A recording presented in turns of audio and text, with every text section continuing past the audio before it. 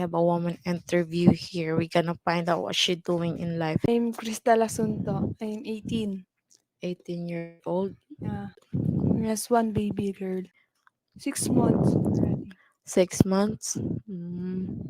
Where's the daddy, father? It's gone. Namatay, nalunod ng lugaw? Hindi. Nalunod ng lugaw? He's in jail. He's in jail? Long story. Long, no, just tell me one drugs or thief or what? Theft. Thief Ah, ba yun?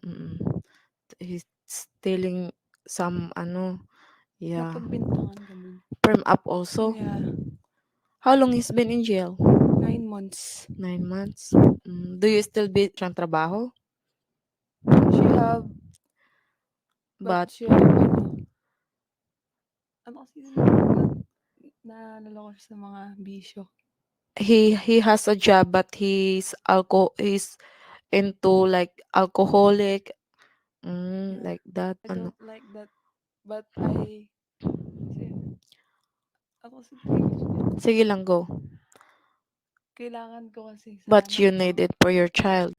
They will judge you because of your job, but they don't know how hard doing like that. They choose it because it's easy money. So sometimes you don't use condom because Oh, dahil yung iba maarte.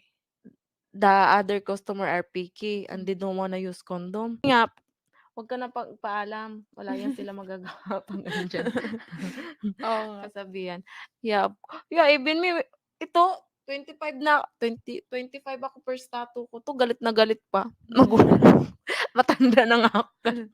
Yeah, almost 25-year-old when I got my Ilan taon tattoo. ka na rin ngayon te? 27. Ah, Galit na galit. Parents are like that. They gonna say, when they are like gonna say something, they will tell you that they gonna say talk too much. talk And to. then but still they gonna help you.